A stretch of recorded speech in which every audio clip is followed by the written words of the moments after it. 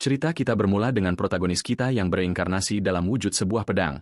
Selama ratusan tahun, pedang ini menjadi saksi bisu zaman. Ia berpindah dari tangan ke tangan banyak tuan, berkontribusi mengubah mereka menjadi pahlawan yang diabadikan oleh sejarah. Hingga kemudian, pedang itu bertemu dengan sahabat karibnya. Sahabat itu adalah seorang pemuda bernama Leonberg, lahir di desa terpencil yang tak dikenal, dan bersama-sama mereka bertarung dalam pertempuran sengit melawan berbagai monster. Mereka menjelajahi dunia bersama, bertarung bahu-membahu. Mereka meraih pencapaian yang tidak tertandingi oleh siapapun. Suatu hari, di tengah pegunungan bersalju dan badai, mereka terjebak dalam konfrontasi takdir melawan seekor naga raksasa. Leonberg mencengkeram pedang itu dengan erat, gurat kelelahan dan tekad terpancar di wajahnya, siap untuk bentrokan tersebut. Naga hitam besar muncul dari balik salju, mengancam mereka. Naga itu mengumpulkan energi dahsyat di mulutnya, bersiap untuk menyerang. Lalu, sang naga melancarkan serangan mematikan ke arah mereka. Aura biru terpancar dari pedang itu, menyelimuti Leonberg saat ia bersiap untuk serangan penentu. Dengan senyum menantang, Leonberg memanggil pedang itu, kawanku, mengajaknya untuk meluncurkan serangan terakhir ini bersamanya.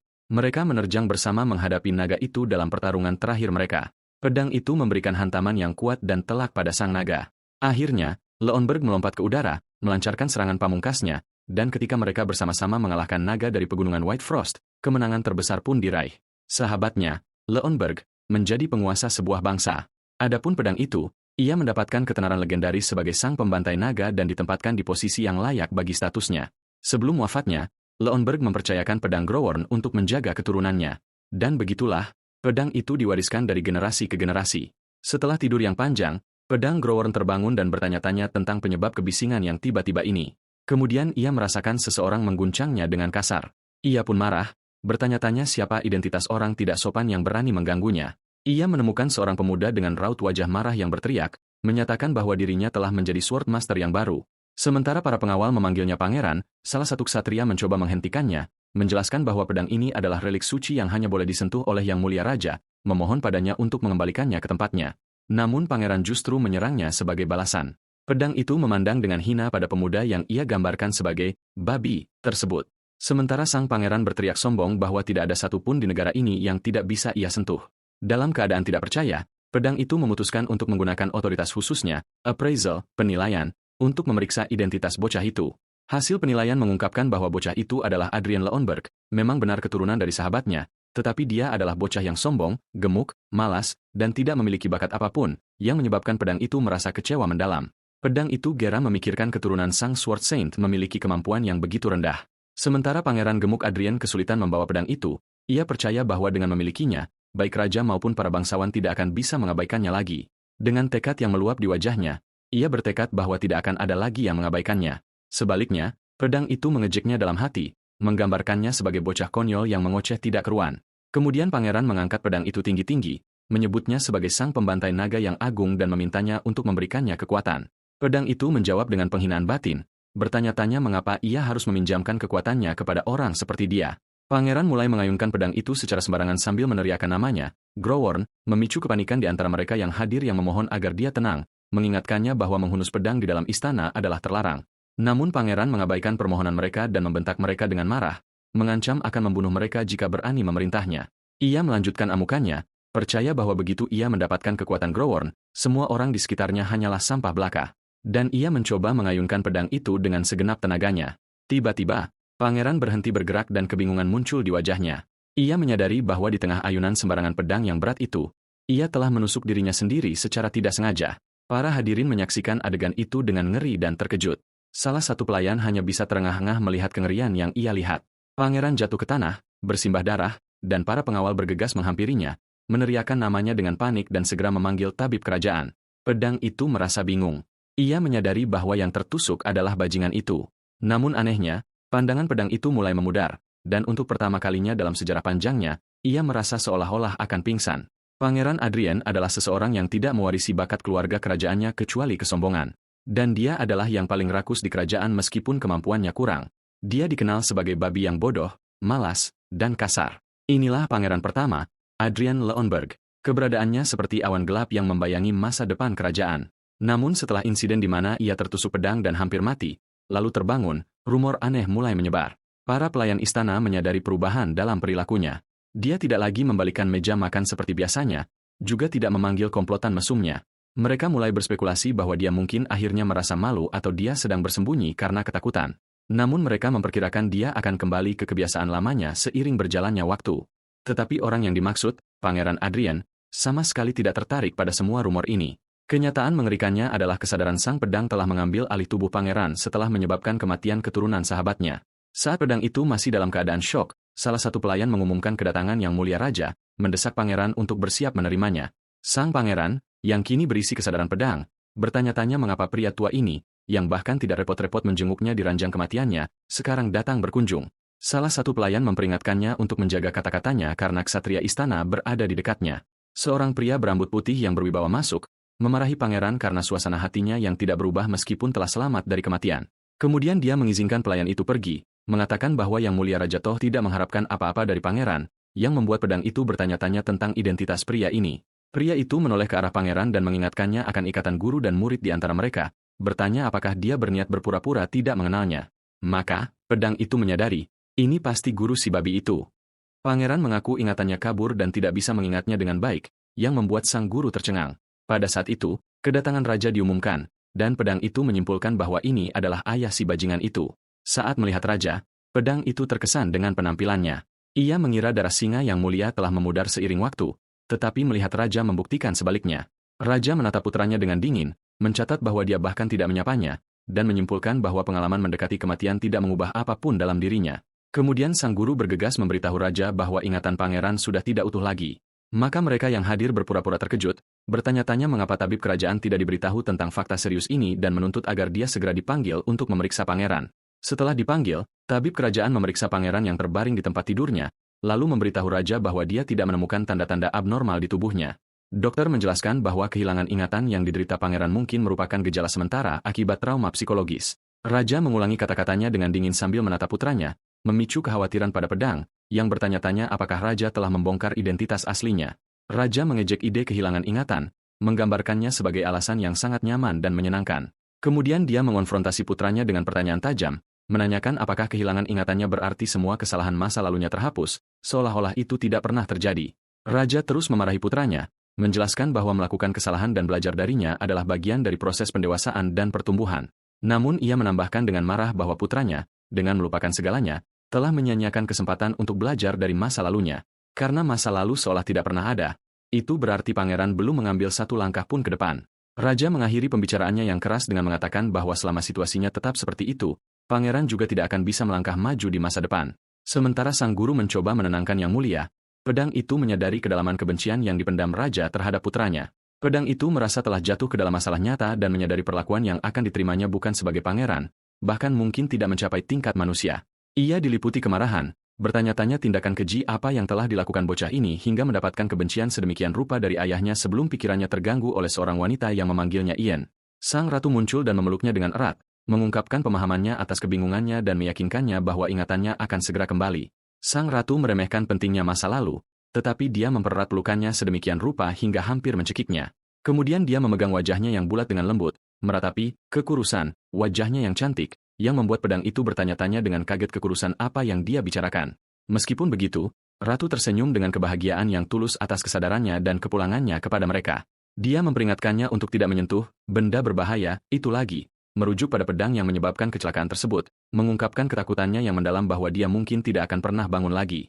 Dia bergidik hanya dengan membayangkannya. Sementara pedang itu merasa menyesal di dalam hati, mengakui pada dirinya sendiri bahwa putranya sudah mati, perhatian dan kasih sayangnya menjadi beban berat baginya. Dan setelah mengucapkan selamat tinggal dengan harapan untuk berkunjung lagi, ratu pergi saat malam tiba. Pedang itu menghela napas lega setelah keberangkatannya. Kemudian ia duduk merenungi nasibnya. Teman lamanya telah mempercayakannya untuk menjaga keturunannya, tetapi ia justru berakhir membunuh salah satu dari mereka, dan meskipun itu tidak disengaja, dialah yang mengakhiri hidup sang pangeran. Karena keadaan sudah mencapai titik ini, ia bertekad untuk menjalani kehidupan yang baik, bukan hanya untuk kepentingannya sendiri, tetapi juga demi bocah yang telah mati itu. Ia telah menghabiskan seluruh hidupnya sebagai pedang reinkarnasi, memperbaiki kesalahan orang lain dan membantu mereka. Jadi, tidak masalah jika tubuh ini gemuk dan kurang bakat. Yang harus ia lakukan hanyalah membangun kekuatannya kembali. Bagaimanapun, ia memiliki pengalaman panjang dalam melatih dan membesarkan banyak pahlawan. Ia memutuskan langkah pertamanya adalah memurnikan jantung mana. Ia duduk dalam posisi meditasi dan mulai memusatkan energi mana yang membentuk aura biru bercahaya di sekitar tubuhnya. Namun tiba-tiba ia merasa ada yang salah. Ia menyadari dengan kaget bahwa energi mana itu menghilang dan tubuh ini tidak dapat menyerapnya. Ia mencoba berulang kali mengerahkan seluruh upaya dan tekadnya. Namun upayanya gagal saat energi meledak dengan hebat di sekelilingnya. Ia jatuh ke tanah dalam kesakitan, bertanya-tanya dalam kemarahan dan keputusasaan tubuh tidak berdaya apa ini. Berteriak dalam keputusasaan dan rasa sakit, ia bertanya-tanya tentang kecacatan dalam tubuh yang tidak mampu ini. Dalam momen keputusasaan, ia berharap memiliki tubuh aslinya. Biasanya, ia akan menangani struktur fisik yang lemah seperti itu dengan memaksa mana masuk. Ia diinterupsi oleh seorang pelayan yang masuk membawakan tonik yang dikirim oleh ratu, menjelaskan bahwa meskipun rasanya mungkin pahit, itu sangat bermanfaat bagi kesehatannya. Dia memohon padanya untuk menghargai ketulusan ratu. Sementara kekhawatiran terpancar di wajahnya, sang pelayan berharap dia tidak melemparkan mangkuk itu dengan marah, seperti kebiasaannya. Namun di luar dugaan, dia menatap minuman itu dengan fokus dan takjub. Dia menyadari minuman itu mengandung energi mana, jadi dia meminum semuanya sekaligus tanpa ragu-ragu. Pelayan itu berdiri dalam keterkejutan, dan setelah dia menghabiskan minumannya, dia meletakkan mangkuk itu dengan tenang dan memerintahkannya untuk pergi. Pelayan itu segera patuh dan pergi, sementara ia bertekad untuk mencoba lagi. Ia mulai mengumpulkan energi mana yang ia peroleh dari minuman tersebut. Untungnya, usahanya kali ini berhasil dan energi itu mulai meresponsnya. Namun, jumlah yang ia kumpulkan sangat sedikit dan akan menghilang serta memudar hanya dalam 1 hari. Maka, ia memanggil pelayan itu lagi dan bertanya apakah dia punya lebih banyak minuman tersebut. Setelah beberapa hari mengulangi hal ini, ia akhirnya mampu mengumpulkan cukup mana. Dengan kegembiraan yang luar biasa, ia menyadari bahwa ia akhirnya bisa menciptakan jantung mana heart. Ini adalah sesuatu yang telah ia lakukan berkali-kali di masa lalu. Bahkan ia bisa melakukannya dengan mata tertutup. Namun tiba-tiba, ia dihantam oleh rasa sakit luar biasa yang tak terduga. Ia teringat teriakan kesakitan yang biasa ia dengar dari mantan murid-muridnya, bagaimana tubuh mereka terbakar dan dada mereka hampir meledak selama proses ini. Ia menyadari kebenaran yang terlupakan, menciptakan jantung mana selalu merupakan proses yang menyakitkan. Namun, ia tidak pernah merasakannya sebelumnya karena saat itu ia hanyalah sebuah pedang. Ia menahan rasa sakit itu sekuat tenaga, menyadari bahwa jika ia kehilangan kesadaran, mana tersebut akan berbalik arah dan menghancurkannya. Ia memaksa dirinya untuk tetap fokus meskipun rasa sakit itu hampir mencabik-cabiknya. Ia mulai mengendalikan mana yang bergejolak tanpa terburu-buru. Kemudian perlahan, ia mengikuti jalur yang benar menuju jantung dan membiarkan jantung baru itu terbentuk serta meresap. Dengan itu, proses berhasil diselesaikan. Ia terduduk lemas namun menangis penuh kemenangan. Ia telah berhasil, dan ini bukanlah jantung mana yang ia buat untuk orang lain, ini sepenuhnya miliknya sendiri. Kebahagiaan membanjirinya saat ia berseru bahwa segalanya telah selesai dan ia akhirnya memiliki jantung mana sendiri. Tiba-tiba, sebuah jendela status muncul di hadapannya, mirip dengan yang ada di dalam permainan, membawa pesan bahwa jantung mana telah tercipta. Ia heran mengapa jendela ini muncul sekarang, karena persis seperti pesan status yang biasa ia kirimkan kepada tuannya saat ia masih menjadi pedang. Kemudian serangkaian pesan mulai muncul, mengumumkan pemulihan koneksi ke sumber. Namun, koneksinya lemah dan tidak stabil, membuat sebagian besar kekuatannya tidak dapat digunakan kecuali beberapa saja dan dalam cara yang terbatas. Pesan lain muncul menyatakan bahwa kekuatan mata ketiga dan telinga ketiga tersedia untuk penggunaan terbatas, memberinya penglihatan dan pendengaran yang lebih baik. Setelah menyerap informasi tersebut, ia melihat keluar jendela untuk menguji kekuatan barunya dan menyadari bahwa ia memang bisa melihat jauh lebih jelas dari sebelumnya. Kemudian ia fokus pada suara dan terkejut dengan kemampuannya mendengar bisikan pelayan di luar kamarnya dengan sangat jelas. Tiba-tiba ia merasakan sakit tajam di kepalanya, dan pesan sistem muncul memberitahunya bahwa semua mana di tubuhnya telah habis dan penggunaan kekuatannya dihentikan secara paksa. Ia memegangi kepalanya sambil merasa pusing dan menyadari arti dari frasa, penggunaan yang sangat terbatas. Ia telah kehilangan indera mutlak yang ia miliki sebagai pedang, kemampuan untuk merasakan segala sesuatu di sekitarnya tanpa titik buta.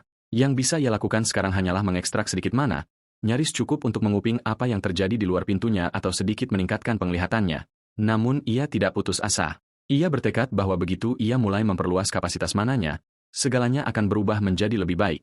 Pada saat itu, pikirannya terganggu oleh perutnya yang keroncongan. Ia merasa sangat lapar. Ia segera memanggil para pelayan, memutuskan untuk saat ini fokus beradaptasi dengan tubuh manusia baru ini. Beberapa hari kemudian, Ratu mengunjunginya lagi, menyatakan kekagumannya setelah mengetahui bahwa ia telah meminum setiap dosis obat yang dikirimkan, menyimpulkan bahwa ia akhirnya belajar merawat tubuhnya. Di hadapan Ratu, ada pria lain. Ratu bertanya apakah putranya mengenali pria itu, dan ia menjawab tidak. Ratu meyakinkan saudaranya bahwa putranya memang telah kehilangan ingatannya, dan untuk alasan ini, ia meminta saudaranya itu untuk membantunya. Sang pedang menyadari pria ini adalah saudara laki-laki Ratu, yaitu pamannya, yang pada gilirannya berkomentar bahwa terlepas dari segalanya, pangeran tetaplah putra dari saudara perempuan satu-satunya. Pamannya mengejek ucapan saudara perempuannya, mengatakan bahwa ratu berbicara seolah-olah putranya telah kehilangan masa lalu yang hebat, padahal kenyataannya itu adalah masa lalu yang menyedihkan. Jelas bagi sang pedang bahwa pamannya tidak memiliki kasih sayang padanya. Kemudian pamannya menyapa sang pangeran secara langsung, menjelaskan bahwa yang bisa ia lakukan hanyalah membantunya menyingkirkan daging berlebih atau obesitasnya. Ia memberitahu dengan tegas agar tidak mengharapkan apapun lagi darinya dan membuang harapan konyol apapun. Ratu menanggapi dengan kerendahan hati yang tiba-tiba bahwa ia bersyukur bahkan untuk bantuan sekecil ini. Pamannya menatapnya tajam, memperingatkan agar ia tidak melupakan rasa syukur ini. Kemudian, tanpa peringatan, pamannya melepaskan tendangan kuat yang menjatuhkannya ke tanah. Pamannya berdiri di atasnya dengan dingin, memberitahu bahwa segala sesuatu yang ia makan, minum, dan setiap napas yang ia ambil mulai sekarang adalah atas izinnya, dan ia harus membuang ide untuk diperlakukan seperti seorang pangeran. Namun, sang paman menambahkan dengan senyum mengejek bahwa jika ia melakukan yang terbaik, sang paman mungkin akan berubah pikiran dan mengajarinya satu jurus dari ilmu pedang rahasia keluarga mereka. Sang pedang sangat marah dengan penghinaan ini. Beraninya pria ini berkata seperti itu kepadanya, sosok yang telah melatih ksatria tak terkalahkan dan guru dari raja pendiri bangsa ini. Pamannya menyadari tubuh pangeran gendut itu gemetar, mengira ia frustrasi. Namun pangeran memanggilnya, "Paman," dan menyarankan agar mereka bertaruh. Dengan tantangan yang jelas, pangeran mengumumkan bahwa ia akan membuat pamannya mengakuinya dalam waktu 6 bulan, didorong oleh keinginan kuat untuk menghancurkan tatapan sombong di mata pamannya. Ia menambahkan bahwa jika ia gagal, ia akan melakukan apapun yang diperintahkan. Namun jika ia berhasil, pamannya harus mengabulkan satu permintaan, yang memicu ketertarikan pamannya. Pamannya setuju, berpikir setidaknya ia bisa bersenang-senang.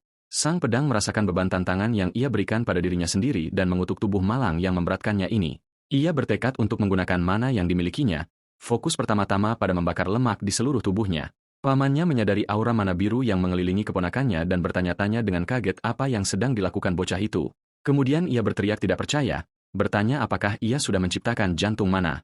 Pangeran menjawab dengan senyum licik, membenarkan bahwa ia telah berhasil membuatnya beberapa waktu lalu dan bertanya apakah pamannya menyesal telah bertaruh. Bukannya kagum, pamannya justru memarahinya dengan marah, bertanya dari mana ia mempelajari metode pemurnian jantung mana, menunjukkan bahwa pangeran bahkan tidak menyadari besarnya kesalahan yang telah dilakukannya. Pamannya menjelaskan kepadanya bahwa teknik jantung mana adalah teknik kuno tingkat rendah yang hanya dipelajari oleh tentara bayaran kelas rendah, membuat sang pedang terkejut total. Sang pedang berteriak dalam kebingungan, tidak percaya dengan apa yang didengarnya. Ia merasa frustrasi dan tidak berdaya, menyadari bahwa zaman telah berubah sepenuhnya, dan apa yang ia anggap sebagai puncak kekuatan sekarang hanyalah teknik primitif. Ketika pangeran bertanya dengan bingung tentang maksud kata-katanya, sang paman memutuskan untuk menunjukkannya sendiri, memintanya untuk memperhatikan baik-baik. Pamannya mulai mendemonstrasikan kekuatannya dan pangeran yang terpana melihat mana tersebut membentuk rantai, chains. Pamannya menjelaskan bahwa teknik rantai mana memiliki kemampuan untuk menghancurkan aura yang dihasilkan oleh jantung mana, serta lebih mudah dan lebih stabil untuk digunakan. Ia menambahkan bahwa bahkan keluarga Count Eli yang bersikeras menggunakan teknik jantung mana telah runtuh dan musnah seabad yang lalu, dan karena alasan itu tidak ada lagi yang mencoba menggunakannya. Pangeran memegang buku tentang teori dasar rantai mana dan menyadari bahwa zaman memang telah berubah. Ia belajar bahwa penyihir menggunakan lingkaran, circles, untuk mengumpulkan mana, sementara ksatria menenun rantai, dan kekuatan seorang ksatria ditentukan oleh jumlah rantai yang ia tenun, mulai dari rantai tunggal, ganda, 3, 4, hingga ranah rantai kelima. Saat membaca, ia menyadari bahwa apa yang ada di buku itu bukan sekadar omong kosong, dan ia berhenti pada nama Altringan, yang terasa akrab baginya. Ia tiba-tiba teringat waktu yang sangat lama, ketika ia masih menjadi pedang. Seorang pria berpenampilan aneh bernama Ernst Altringan mendatanginya, menantangnya untuk melihat siapa yang lebih layak menyandang gelar Santo Pedang, dan pria itu menggunakan seni aneh yang bukan sihir maupun ilmu pedang. Sang pedang tersenyum sendiri. Ia sekarang ingat di mana ia pernah mendengar nama itu dan bertanya-tanya apa yang terjadi pada pria itu. Keesokan paginya saat ia sedang berlatih, pamannya bertanya apakah ia sudah membaca buku itu. Pamannya berkata bahwa ia seharusnya sudah menyadari betapa bodohnya pilihan yang ia buat. Namun pangeran dengan senyum percaya diri menjawab bahwa ia tidak merasa telah melakukan kesalahan sedikitpun. Pamannya menatapnya dengan kesal, bertanya-tanya apakah pangeran menolak mengakui kesalahannya atau masih belum memahami situasinya. Pangeran menjelaskan kepadanya bahwa jantung mana tidaklah semuanya setara dan bertanya apakah pamannya pernah mendengar ungkapan perbedaan level. Pamannya menghela napas putus asa, percaya keponakannya mulai meracau. Ia memberitahu bahwa sesekali muncul seseorang di antara tentara bayaran yang berdelusi bahwa mereka adalah pahlawan dari berabad-abad yang lalu. Ia menjelaskan bahwa nasib mereka semua adalah kegagalan dan kehancuran karena mereka bahkan tidak bisa melampaui level 2 rantai. Kemudian ia menantangnya, mengatakan bahwa jika ia berbeda dari mereka, ia harus mencoba mengalahkan seorang ksatria dengan 2 rantai. Ia berjanji jika pangeran berhasil, ia akan menjadi pelindungnya seperti yang diinginkan ibunya. Pangeran bertanya dengan nada mengejek apakah memiliki pamannya sebagai pelindung benar-benar hal yang baik. Sang paman merasa terhina. Aura kuat mengelilinginya saat ia menyatakan bahwa ia adalah seorang count kerajaan, komandan pasukan utara, pemimpin, tombak hitam, dan salah satu dari 5 singa perak yang melayani raja. Seorang ksatria yang telah menenun 4 rantai, yang berarti ksatria tingkat keempat. Ia mengungkapkan nama lengkapnya, Bill Balorhart. Setelah menunjukkan kualifikasinya, ia bertanya kepada pangeran dengan menantang apakah gelar-gelar itu cukup untuk membuktikan kemampuannya. Pada saat itu, para ksatria turun tangan untuk menghentikannya, dan salah satu dari mereka memerintahkannya untuk menjauh dari pangeran. Senyum percaya diri terbentuk di wajah pangeran, dan ia memperingatkan pamannya untuk tidak menarik kembali kata-katanya nanti, yang ditanggapi oleh pamannya dengan senyum licik yang serupa. Tak lama kemudian, latihan berat mulai menguras tenaganya hingga ia tersungkur di tanah, terengah-engah karena kelelahan. Pamannya mengumumkan akhir latihan hari itu. Pangeran bersandar di meja, nyaris tidak bisa bernapas, merasa seolah berada di ambang kematian. Di tengah kelelahannya, bayangan mengejek pamannya muncul dalam imajinasinya, memarahinya karena konyol menantangnya dengan tekad yang lemah, meyakinkannya bahwa ia akan beruntung bisa mengalahkan ksatria dengan 1 rantai, apalagi 2 rantai. Ia berjalan melalui lorong istana, menyebut pamannya sebagai bajingan iblis dalam hati, sebelum sebuah suara memanggilnya, mengumumkan bahwa ia telah menunggunya. Orang ini adalah tabib kerajaan yang menyatakan rasa terima kasihnya karena pangeran mengingatnya meskipun posisinya rendah. Ketika pangeran bertanya tentang alasan kehadirannya, tabib itu menjelaskan bahwa ratu telah memerintahkannya untuk memberikan sihir penyembuhan kepadanya. Begitu tabib mulai menyiapkan energi penyembuhan hijau, pangeran berteriak menolak mentah-mentah. Kemudian ia mendorong tabib itu keluar dari kamarnya dengan paksa, menegaskan bahwa ia tidak membutuhkan perawatan seperti itu. Pangeran berdiri dengan marah, menganggap bahwa perawatan ini akan membuat semua penderitaan dan latihan kerasnya hari itu menjadi sia-sia, sementara ksatria pribadinya hanya menatapnya dalam diam. Adegan itu terinterupsi oleh suara seorang pemuda yang memanggil saudaranya, mengumumkan kedatangannya. Ia adalah pangeran ketiga yang berdiri dengan senyum percaya diri saat pangeran Adrian sedang makan. Adrian bertanya-tanya tentang identitas pengunjung tersebut, lalu kesatrianya berbisik bahwa itu adalah pangeran ketiga, Gillian. Gillian menyapa saudaranya dengan nada mengejek, mencatat bahwa ia telah mendengar tentang insiden yang menimpa Adrian namun sang kakak tampak dalam kondisi yang lebih baik dari yang diharapkan, seraya menyatakan kekecewaannya akan hal itu. Adrian menjawab dengan dingin, mempertanyakan tujuannya dan apakah dia datang hanya untuk mencari masalah karena kurang kerjaan. Mata Gillian berkilat marah saat memikirkan ironis situasi tersebut, lalu ia memberitahu bahwa ia mendengar rumor menarik. Ia menyebutkan tentang taruhan yang dibuat Adrian dengan Count Balorhart dan tantangannya untuk berduel melawan kesatria dengan 2 rantai, 2 chains. Ia kemudian mendekat dan menawarkan diri untuk menjadi lawannya dalam duel tersebut. Setelah kepergiannya, sang pangeran bertanya-tanya dengan bingung tentang identitas pemuda itu, mencela kondisi keturunan teman lamanya, Leyenberg. Kesatrianya menjelaskan bahwa Pangeran Gillian, sang pangeran ketiga, telah dikenal karena bakat pedangnya sejak kecil, yang ditanggapi Adrian dengan ejekan dan penghinaan. Kesatria itu menambahkan bahwa Gillian mampu menganyam 2 monochain pada usia 14 tahun, menjadikannya seorang jenius sejati. Percakapan mereka terhenti oleh seorang pelayan yang tampak kesulitan. Pelayan itu terhuyung-huyung di bawah beban tumpukan surat yang sangat besar, mengumumkan bahwa semuanya ditujukan untuk sang pangeran. Pangeran terkejut, bertanya-tanya tentang alasan ketertarikan mendadak dari orang-orang yang tidak pernah memperhatikannya sebelumnya. Saat menelusuri surat-surat itu, ia menemukan bahwa semuanya adalah permintaan duel, karena banyak yang melihat taruhan ini sebagai kesempatan legal untuk membalas dendam dan mempermalukannya. Senyum licik muncul di wajah pangeran, menyadari sebuah peluang berharga telah muncul. Ia kemudian memanggil pelayan itu dan dengan tenang memerintahkannya untuk mencatat semua nama pengirim surat, berniat mengeksploitasi situasi ini demi keuntungannya. Di lapangan latihan, pamannya melemparkan pedang kayu ke tanah dan memerintahkannya untuk memungutnya. Pamannya menjelaskan bahwa Adrian harus diajarkan dasar-dasar ilmu pedang agar taruhan di antara mereka sah, karena sang paman tidak ingin mendengar alasan kosong tentang kekalahannya nanti akibat ketidaktahuan akan dasar-dasar pedang. Pangeran membungkuk untuk mengambil pedang, menggerutu dalam hati tentang kepribadian pamannya yang seharusnya bisa menyerahkan pedang itu baik-baik, namun tiba-tiba ia merasakan sakit yang tajam menusuknya. Ia berteriak kesakitan karena otot-ototnya yang kelelahan, tetapi pamannya tiba-tiba menghentikannya seolah menyadari sesuatu. Pamannya menyentuh bahunya, bertanya dengan heran apakah ia belum menerima sihir penyembuhan. Pangeran menjawab bahwa sebagai seorang kesatria, pamannya seharusnya sadar akan konsekuensi dari hal itu. Ia menjelaskan bahwa menggunakan sihir penyembuhan hanya mengembalikan otot yang lelah ke keadaan semula tanpa membiarkannya tumbuh dan berkembang, yang didukung oleh pamannya dalam diam. Namun sang paman mengabaikan topik ini, menjelaskan bahwa ia memiliki urusan lain yang lebih penting, dan memintanya untuk memperhatikan baik-baik karena ia tidak akan mengulangi demonstrasinya. Aura mana yang kuat mengelilingi sang count saat ia bersiap untuk mendemonstrasikan teknik pedang latihan khusus kerajaan, yang menjadi landasan bagi semua kesatrianya. Ia mulai melakukan serangkaian gerakan cepat dan presisi, menunjukkan gaya bertarung dengan kecemerlangan luar biasa. Pangeran menyaksikan demonstrasi menakjubkan itu dengan kaget saat gerakan pedang yang kuat meninggalkan bekas di tanah di sekitarnya. Setelah selesai, sang pangeran bertanya dengan tidak percaya apakah teknik rumit ini hanyalah dasar-dasar yang dipelajari para kesatria. Pamannya menjawab bahwa pedang latihan memang tumpul, tetapi paling baik untuk mempelajari dasar-dasar, lalu menambahkan dengan mengejek bahwa mengingat bakat pangeran yang tidak ada, ini sudah lebih dari yang pantas ia dapatkan. Ucapan ini memancing tawa keras dari sang pangeran yang memegangi wajahnya, berpikir dalam hati betapa waktu telah berubah. Ia ingat dengan jelas kenangan tentang teman pahlawannya yang menggunakan gaya ilmu pedang legendaris yang sama, Dragon Slayer, untuk menghabisi naga yang mengamuk. Dengan tatapan penuh keajaiban dan tekad, ia mencela bagaimana teknik hebat ini telah menjadi sekadar latihan rendah bagi pemula. Ketika pamannya memberitahu bahwa dasar-dasar ini saja tidak akan cukup untuk memenangkan taruhan dan menyarankannya untuk memohon pada ibunya agar menunjuk guru lain, pangeran menolak mentah-mentah. Ia mengumumkan dengan percaya diri bahwa ia tidak akan mempelajari gaya pedang lain karena gaya ini saja sudah sangat cukup. Pamannya menatapnya dengan kesal tetapi membiarkannya melakukan apa yang ia suka. Pangeran menggenggam pedang itu dengan erat.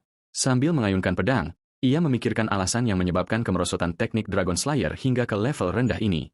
Ia mengakui dengan enggan bahwa kemerosotan ini tampak seperti fenomena alami. Alasannya adalah karena teknik ini kehilangan kehendak pembunuh naga sejati yang merupakan fondasinya. Bagi mereka yang meninggalkan Manohart dan lupa cara meniupkan kehendak ke dalam pedang, mustahil bagi mereka untuk menyadari nilai sejati dari gaya Dragon Slayer. Pangeran mencoba melakukan gerakan pedang tetapi gagal total. Pamannya segera memarahi, menjelaskan bahwa kekuatan tidak boleh dipusatkan di lengan saja, tetapi juga di perut. Kemudian sang paman menambahkan kaki ke dalam daftar sumber kekuatan, menyebabkan pangeran jatuh ke tanah karena kelelahan. Sementara pamannya menekankan bahwa melakukan gerakan pedang yang benar membutuhkan kekuatan seluruh tubuh. Pangeran menyadari kebenaran kata-katanya, dan meskipun tubuhnya saat ini lemah, kaku, serta tidak mampu meniru versi palsu dari gaya Dragon Slayer, ia bertekad untuk membuktikan kepada semua orang bahwa gaya ini bukanlah sekadar barang rongsokan tua yang harus dibuang. Maka, 1 hari berlalu, lalu 2 hari, kemudian seminggu penuh, yang dihabiskan pangeran dalam pelatihan keras dan terus-menerus tanpa lelah. Setelah sebulan penuh berlatih terus-menerus dan meditasi mendalam, hasil usahanya menjadi jelas saat jendela sistem mengumumkan keberhasilannya dalam mengubah struktur fisiknya. Kondisinya berubah dari obesitas morbid menjadi obesitas biasa, metabolisme tubuhnya aktif secara signifikan, dan ia menjadi lebih terbiasa menggunakan kemampuan fisiknya. Yang terpenting, sifat kekakuan, clumsiness, yang menghambatnya menghilang, memicu peningkatan efektivitas latihannya secara signifikan. Berkat akumulasi mana yang terus-menerus, strukturnya berubah lagi. Sifat, gangguan sensitivitas mana, lenyap dan digantikan oleh sensitivitas mana normal. Dia sekarang mengayunkan pedangnya dengan jauh lebih lancar dan alami dibandingkan sebulan yang lalu. Dengan setiap hari yang berlalu, kekuatannya meningkat dari hari sebelumnya, dan matanya berkobar dengan fokus dan tekad. Di tengah kegigihannya, ia mulai melakukan gerakan-gerakan dengan penguasaan yang meningkat setiap saat, hingga ia tidak menyadari suara teriakan yang memerintahkannya untuk berhenti. Tiba-tiba, seseorang memotongnya, meneriakinya dengan marah, mencela kegagalannya mendengar perintah untuk berhenti. Di lapangan latihan yang dibanjiri hujan, pangeran mendapati dirinya berdiri dengan pedang kayu yang patah di hadapan pamannya. Latihannya sangat keras hingga melukai tangannya, menyebabkan darah mengalir ke tanah yang basah. Pangeran menatap pamannya dengan kaget dan heran. Di latar belakang, tiang latihan kayu yang terkena sambaran petir masih mengeluarkan asap dan bunga api yang berterbangan. Menyaksikan kekuatan luar biasa yang dilepaskan oleh kilat tersebut, pamannya mencengkeramnya dengan keras dan memanggilnya bodoh, memarahinya karena berlatih di hari hujan seperti itu, memperingatkan bahwa jika ia membawa pedang sungguhan, kilat akan menyambarnya dan nasibnya adalah kehancuran. Pada saat itu, pangeran menatap tangannya yang terluka sementara pesan sistem muncul di hadapannya, memberitahunya bahwa ia telah terbangun dari kondisi ultra focused, fokus luar biasa, dan bahwa tubuhnya masih mengingat sensasi kuat tersebut, mengumumkan perolehan sifat baru, supernatural focus, fokus supranatural. Pangeran tertawa lemah, berpikir bahwa jika ia memasuki kondisi itu lagi, ia mungkin benar-benar mati tersambar petir. Ksatria pribadinya segera menghampiri untuk memeriksa keadaannya sementara pamannya memapahnya. Sang Count menatap keponakannya yang kelelahan itu dengan tatapan rumit, menjulukinya sebagai bocah yang keras kepala. Pangeran terbangun kemudian di tempat tidurnya, bertanya-tanya apakah ia tadi sempat pingsan. Ia duduk sambil memegangi kepalanya, menyadari bahwa ia telah meremehkan batasan tubuh yang lemah ini. Ia teringat masa lalunya sebagai sebilah pedang, di mana ia telah mencapai setiap prestasi yang mungkin diraih dan melayani pahlawan yang tak terhitung jumlahnya, mulai dari pejuang tak dikenal hingga Swordmaster, dan dari raja tentara bayaran hingga pendiri kerajaan itu sendiri. Ia telah memimpin peperangan menuju kemenangan dan membimbing para pahlawan di jalan mereka. Ia selalu menjadi Growhorn, penasihat bijak dan guru luar biasa. Namun, ia tidak pernah lebih dari sekadar pihak ketiga, hanya seorang pengamat. Karena alasan inilah, ia menenggelamkan diri dalam latihan keras hingga mencapai kondisi ini, menikmati sensasi mengerahkan tenaga dan keringat, yang buahnya kali ini sepenuhnya miliki pribadinya. Namun, Ia kini menyadari bahwa dengan kecepatan seperti ini, tubuh lemahnya akan segera hancur. Ia pun bertekad untuk menemukan keseimbangan antara pikiran serta semangatnya yang kuat dengan tubuh manusianya. Setelah lebih dari sebulan sejak membentuk jantung mana Heart, ia merasa telah mengumpulkan cukup energi untuk melangkah ke tahap berikutnya. Benar saja, jendela sistem mengumumkan keberhasilannya mengumpulkan mana hingga tingkat tertentu setelah upaya terus-menerus. Tubuhnya menjadi mampu menahan lebih banyak mana. Dengan perluasan jantung mananya, daya tahan tubuhnya pun semakin meningkat. Akhirnya, struktur fisiknya berubah lagi berkat jantung mana yang meluas, dan gurat wajah sengit yang penuh tekad muncul di wajahnya. Setelah menyelesaikan proses penguatan tubuh, sang pangeran dengan penuh kemenangan mengumumkan penyelesaian masalah tersebut, lalu mengalihkan pandangannya ke arah pedang yang diletakkan di dekatnya, berniat untuk menguji kemampuan barunya. Begitu ia menggenggam pedang itu, sebuah jendela sistem muncul di hadapannya, membawa kabar baik bahwa ia telah mencapai tingkat Sword Apprentice. Saat ia mengayunkannya, aura biru redup menyelimuti bilah pedang, mengumumkan pesan lain tentang kemampuan barunya untuk menggunakan aura tingkat dasar. Ia menatap pantulan dirinya pada bilah yang bersinar dengan aura biru dan menyadari bahwa dengan kekuatan baru ini, ia setidaknya mampu menguasai dasar-dasar yang diperlukan. Belakangan di lapangan latihan, pamannya memberitahunya bahwa rumor telah menyebar ke seluruh kerajaan seperti api liar, yang memicu keterkejutan sang pangeran. Sang Count menjelaskan dengan kesal bahwa rumor tersebut mengenai taruhan celaka yang ia buat, dan bahwa masalah itu telah menjadi sumber gangguan besar baginya secara pribadi. Sang Count menyarankan agar ia segera mencari mitra latihan. Pangeran menjawab dengan senyum percaya diri bahwa ia telah mengidentifikasi identitas lawannya, mengingat adik laki-lakinya, Pangeran Jillian. Kemudian ia menjelaskan kepada pamannya bahwa sulit baginya untuk langsung menghadapi ksatria dengan dua rantai, two chains. Jadi, ia berencana untuk berduel dengan ksatria berantai tunggal terlebih dahulu, yang disetujui oleh sang Count, memberinya kebebasan memilih. Pangeran memanggil ksatria pribadinya, Kars, dan bertanya tentang masalah yang ia percayakan kepadanya. Kars meyakinkannya bahwa ia telah menyusun daftar nama semua orang yang mengirimkan permintaan duel. Namun, Kars bertanya-tanya dengan cemas apakah pangeran benar-benar berniat untuk terlibat dalam pertandingan latihan dengan orang-orang ini. Tanggapan datang dari pangeran dalam bentuk pertanyaan ketidaksetujuan. Ksatria itu menjelaskan bahwa sebagian besar dari orang-orang ini menaruh dendam terhadap pangeran dan bahaya yang mungkin mereka coba timbulkan padanya di bawah kedok duel tidak dapat diprediksi. Pangeran menjawab dengan senyum tenang bahwa ia sangat menyadari hal itu dan justru karena alasan inilah, ia akan membutuhkan kehadiran pamannya untuk menjadi wasit dalam pertandingan tersebut. Kemudian ia menambahkan sambil membawa pedangnya dengan percaya diri bahwa ia tidak meminta sesuatu yang besar, hanya untuk memastikan tidak ada yang mati selama pertandingan, bertanya-tanya apakah pamannya setidaknya bisa melakukan itu. Beberapa hari kemudian, waktu untuk duel pertama tiba. Seorang pemuda menuju ke istana pangeran pertama, berpikir dengan jijik tentang tempat di mana sampah itu tinggal. Pemuda ini adalah Taylor Talheim, putra kedua dari keluarga Baron. Ia mengingat dengan kepahitan dan penghinaan tak terlupakan yang diderita ayah dan kakak laki-lakinya di tangan pangeran beberapa tahun yang lalu di sebuah perjamuan kerajaan, di mana pangeran mengejek mereka dengan sebutan petani, menyebabkan aib bagi kehormatan keluarga dan membuat mereka menjadi bahan tertawaan bangsawan lain hingga hari ini. Taylor membawa dalam hatinya keinginan yang meluap-luap untuk membalas dendam terhadap Adrian Leonberg. Ketika tiba, Taylor memberikan salam formal kepada pangeran, bertekad untuk membuatnya membayar harga atas perbuatannya hari itu. Kemudian ia memperkenalkan dirinya lagi sebagai ksatria pelatihan dengan satu rantai yang mengikuti gaya ilmu pedang khusus keluarganya. Pangeran menerima salamnya dengan acuh tak acuh, bertanya-tanya tentang alasan semua formalitas ini dalam pertandingan latihan informal, lalu berkomentar mengejek bahwa Taylor tampak terlalu lemah untuk menjadi seorang ksatria. Kata-kata ini memicu kemarahan Taylor, yang membenarkan kebenaran rumor tentang keangkuhan dan kesombongan pangeran. Namun sebelum amarahnya meledak, sebuah suara tegas menghentikannya. Itu adalah Count Balerhart yang memberitahu Taylor bahwa ia memahami perasaannya, tetapi ia harus menahan diri karena duel belum dimulai. Tiba-tiba, Taylor menyadari bahwa ia berdiri di hadapan Count Baler yang legendaris. Jadi, ia membungkuk di hadapannya dengan rasa hormat yang mendalam, menyatakan bahwa bertemu dengannya adalah kehormatan seumur hidup, yang dijawab singkat oleh sang Count. Pangeran berkomentar sinis bahwa orang mungkin mengira pamannya adalah pangeran di sini. Sang Count menjawab bahwa ia seharusnya memperbaiki perilakunya di masa lalu. Pangeran memintanya untuk berhenti mengungkit masa lalu di setiap kesempatan. Sang Count mengabaikan pembicaraan mereka dan memerintahkan kedua petarung untuk mengambil posisi, mengumumkan dimulainya pertandingan secara resmi. Kedua lawan berdiri berhadap-hadapan. Kemudian Taylor mengaktifkan aura birunya dan melesat ke arah pangeran, memperingatkannya untuk berhati-hati sebelum melompat ke udara untuk melancarkan serangannya, sementara pangeran berdiri kokoh di tempatnya, bersiap untuk menangkis serangan yang tampak beringas tersebut. Pangeran dengan senyum percaya diri menyadari banyaknya gerakan yang tidak perlu dalam serangan lawannya, lalu berhasil menangkis hantaman kuat itu dengan kemudahan yang mengejutkan.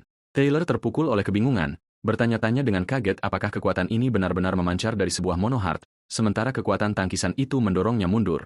Saat ia terhuyung ke belakang, ia tidak bisa memahami bagaimana sebuah monoheart bisa menghalau sebuah rantai manusia, man chain, sesuatu yang seharusnya mustahil.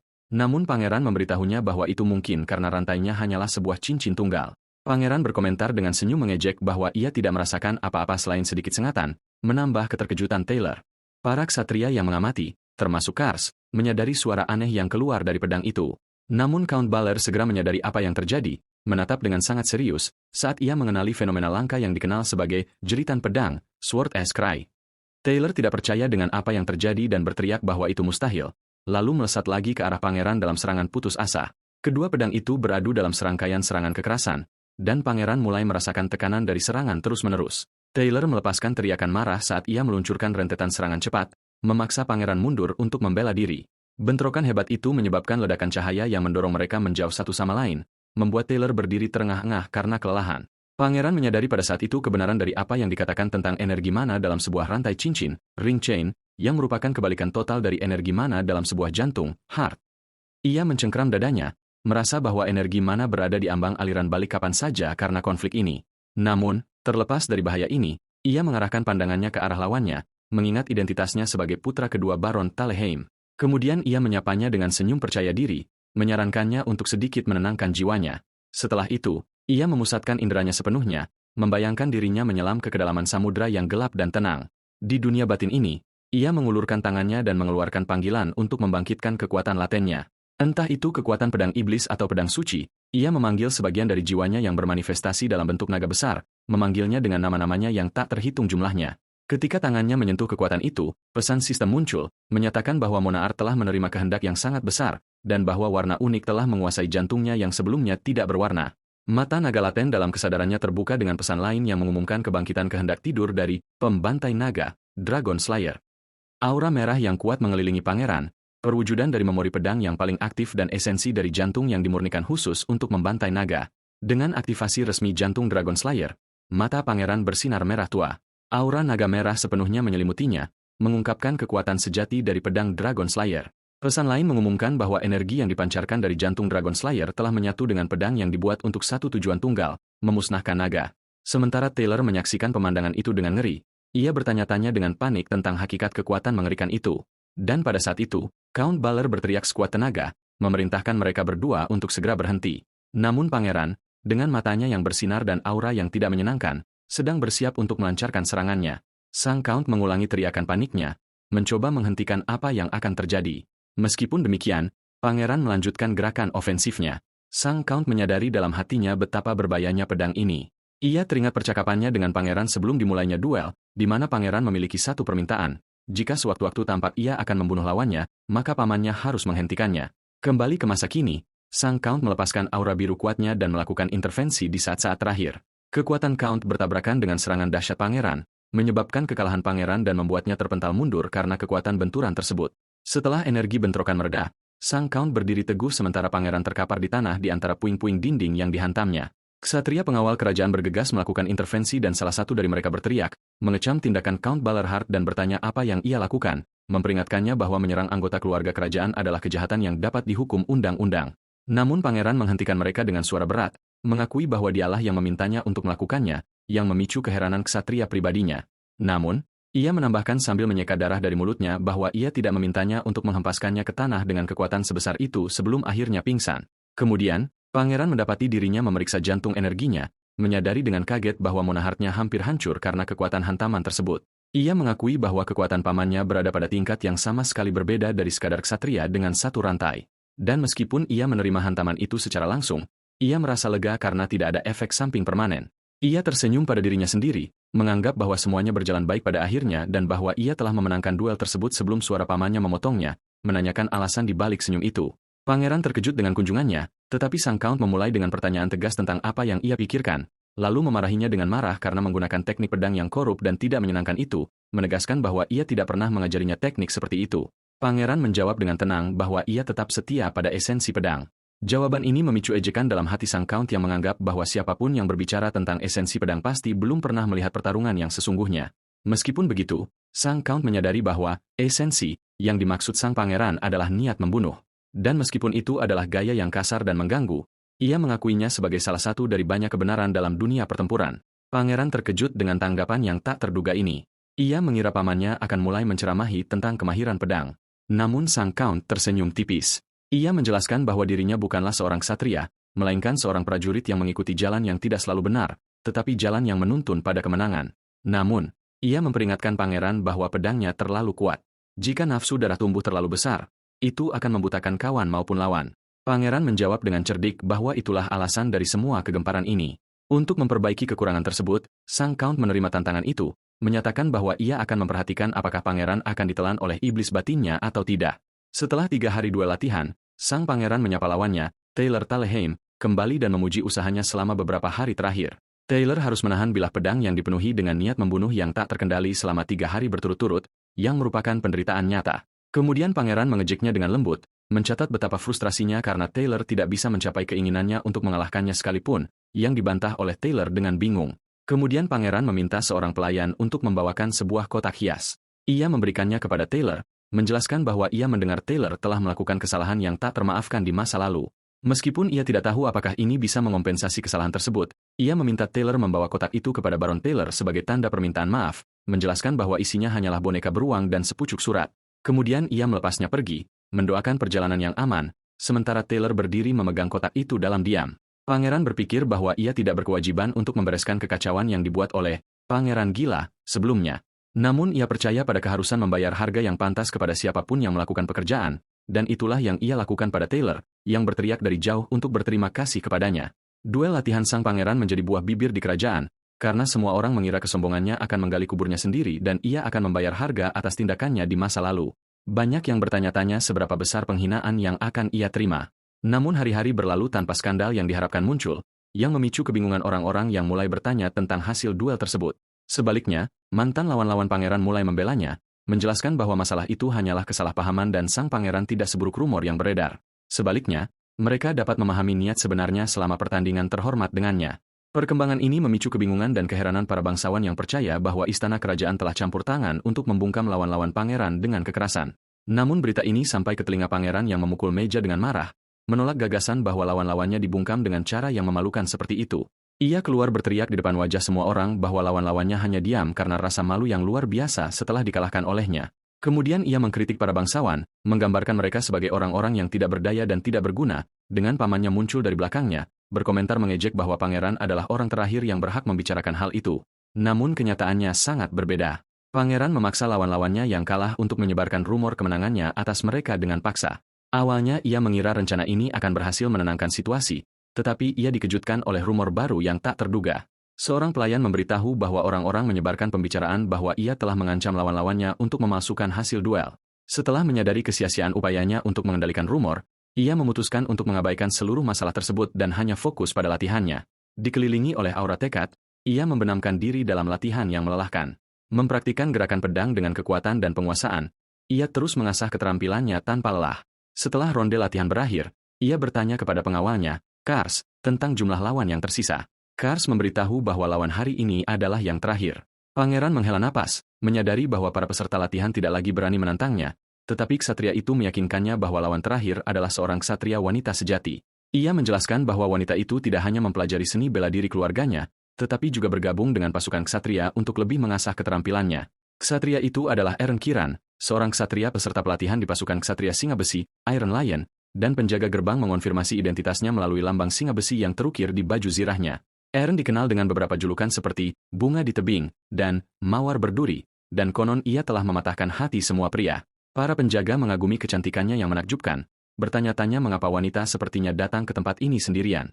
Mereka menduga pangeran pertama pasti memiliki pengaruh besar untuk menarik perhatiannya. Saat ia maju dengan percaya diri, para penjaga berbisik di antara mereka sendiri tentang betapa serunya jika ia bisa mengalahkan pangeran di depan semua orang.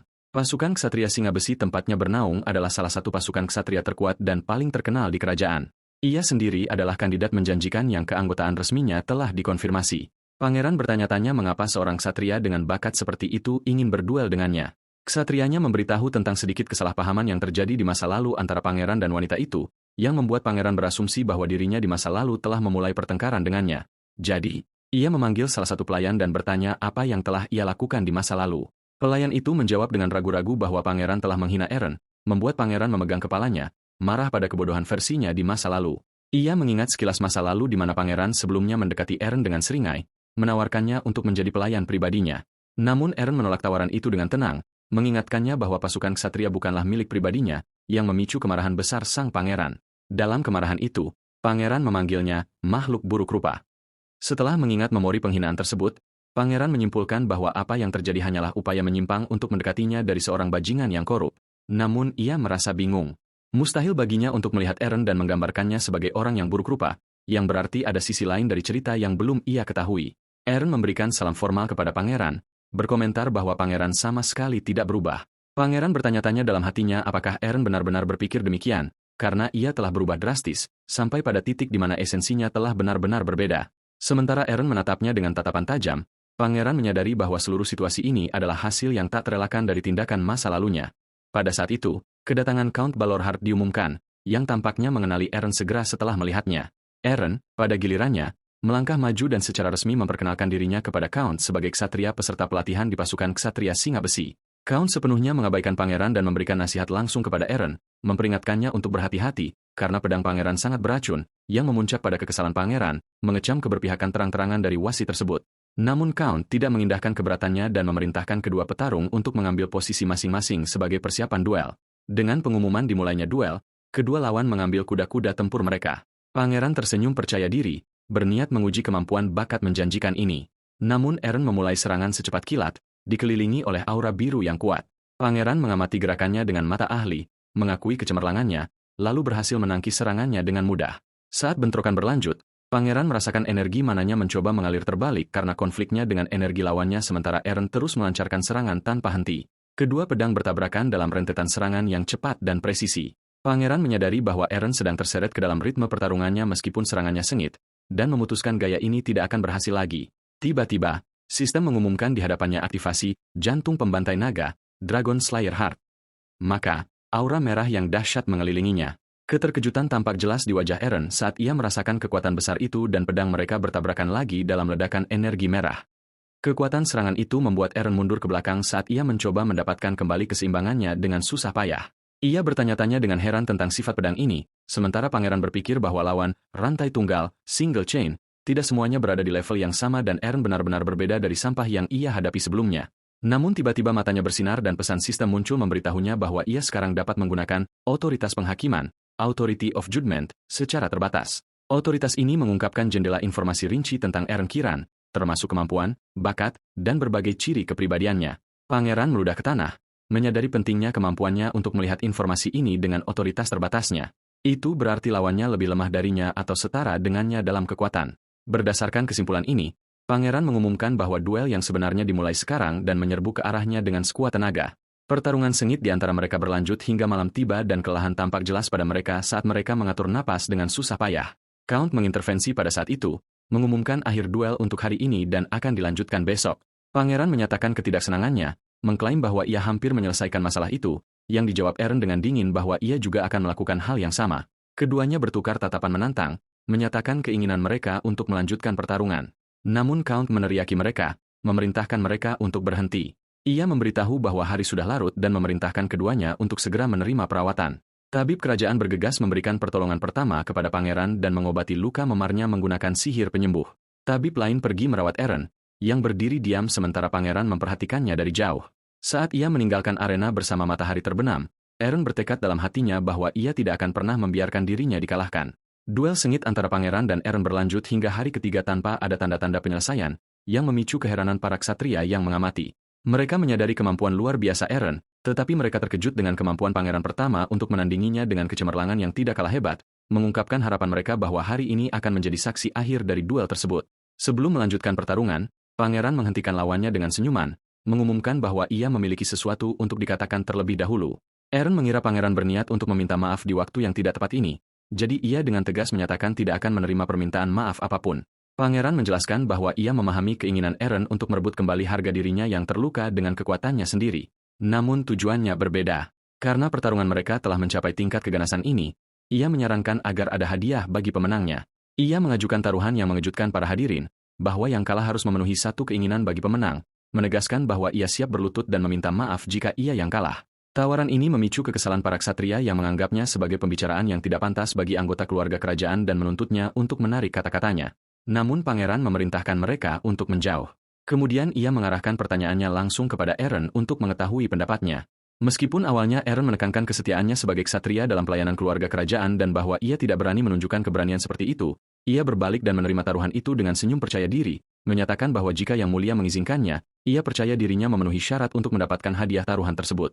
Pangeran memuji pemikirannya dan memperingatkannya agar tidak menarik kembali kata-katanya nanti untuk kemudian bergegas lagi ke dalam bentrokan yang hebat.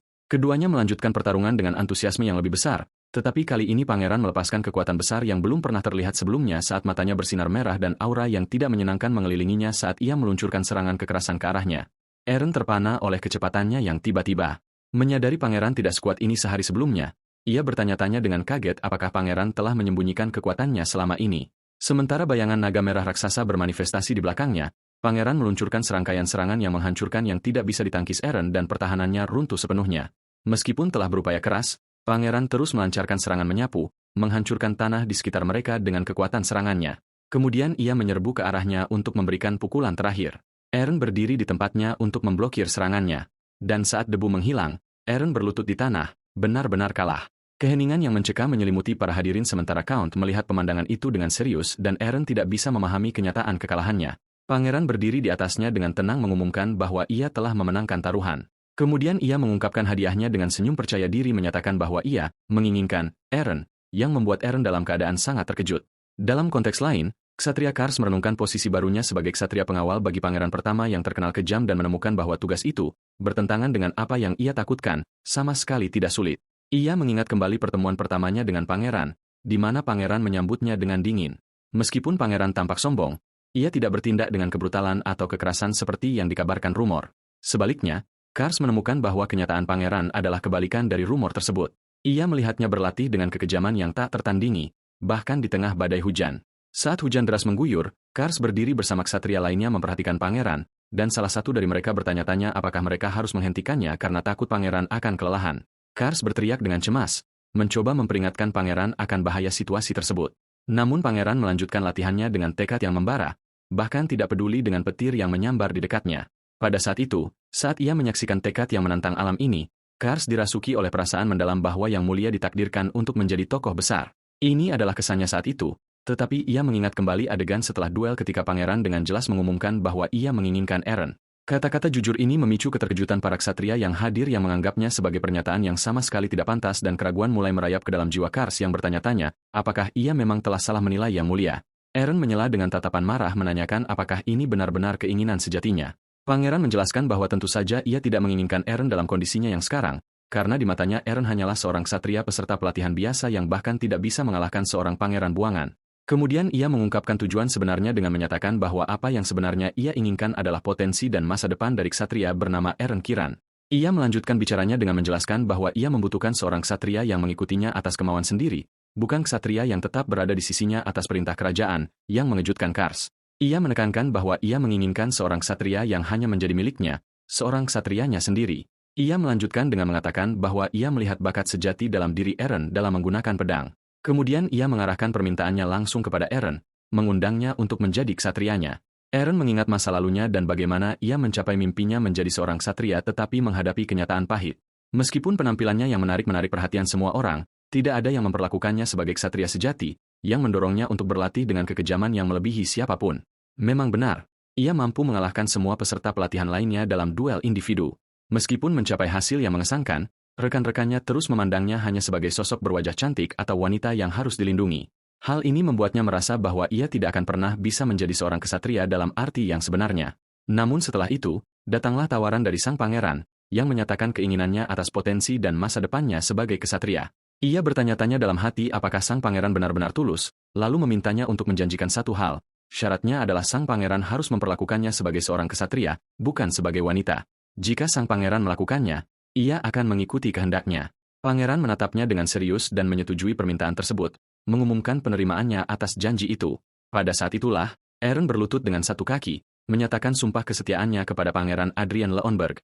Ia menambahkan bahwa ia menyerahkan pedang dan sisa hidupnya untuk melayani sang pangeran, sementara Kars dan Count Balorhart menyaksikan adegan itu dalam diam. Dengan terbenamnya matahari, sumpah setia itu pun resmi terjalin antara Nidus yang menjanjikan dan pangeran yang terbuang. Sumpah ini memicu kebingungan dan kemarahan para bangsawan lain yang tidak mengerti bagaimana seorang nidus yang berbakat bisa bersumpah setia kepada pangeran bajingan itu. Mereka pun bertekad untuk membatalkan sumpah ini dengan berbagai cara.